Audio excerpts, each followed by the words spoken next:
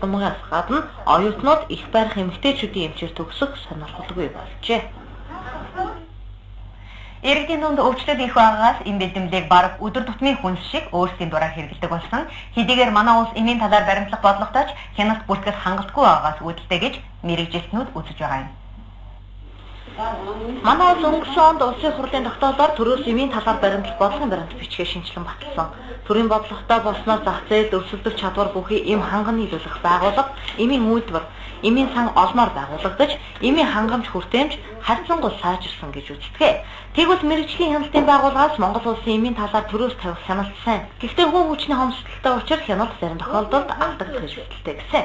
Тухайлбал аймаг бүрийн мэрэгжлийн хяналтын газарт эмийн байцаагч ганцхан байдаг нь эмийн аюулгүй байдалд хяналт тавихад бэрхшээл үүсгдэг гэсэн юм.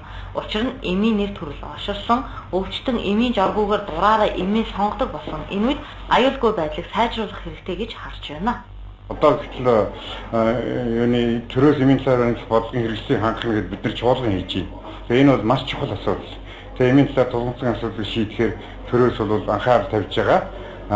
Хоорон чимтэй зэмжих үндэсний стратеги гэж яагаад боловсруулад 4 жил мөрдөөд 15 онд хугацаанд дуусч байна.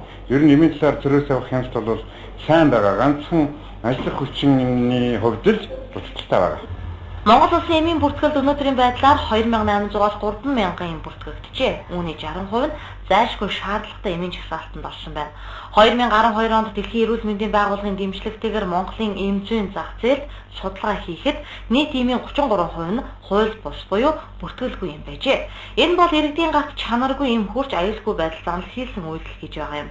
Хэдийгээр Монгол улс Дэлхийн эрүүл мэндийн байгууллагын гишүүн орнуудаас эмийн үндсэн бодлоготой 25 орны тоонд ордогч дээрх жишээнээс харахад эмийн аюулгүй байдлын талаар баримтлах бүртгэл хяналт зохицуулалт шаардлагатай байгааг Дэлхийн эрүүл мэндийн байгууллагаас зөвлөлөө. Төрөөс эмийн талаар баримтлах бодлогын хэрэгжилтийг хангахад эмийн аюулгүй байдал, эмийн агентлагийг хэрхэн байгуулах вэ?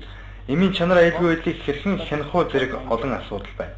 Энэ дагуу Дэлхийн эрүүл мэндийн байгууллагын зүгээс Монгол улсад техникийн зөвлөгөө өгч ирсэн. Цаашид ч энэ дагуу ажиллах болно.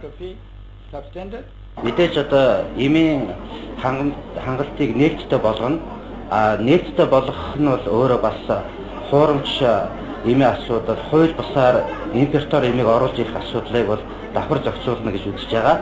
Мэдээж нээлттэй болгохын цаана бол хяналтын тогтолцоогоо илүү сайжруулж боловсронгуй болох асуудлыг бол ижил төвшөнд авч хэрэгжүүлэх гэсэн. Иймээд одоо үр дүн бол хүлээгдэж байгаа. Өнгөрсөн зун гэхэд Монголын эмийн сан бүртгэлгүй фенобарбитал эмийг зах зээл борлуулснаас болж 16 нэрэ хорцсон. Энэ бол бүртгэлийн систем алдагдсан, хяналт муу сайн үр дагавар гэж байгаамаа. Тиймээс цаашдаа холбогдох байгууллагууд наад зах нь эмээ тунгаар нь савлсан эсэх зэрэг хяналтаа тавих хэрэгтэй болсон байна. Цаашдаа энэ мэдчлэнгээр бодлогын баримт бичигд тусгагдаагүй олон асуудлыг авч хэлэлцэж хэрэгжүүлэх арга замыг хайх юм байна.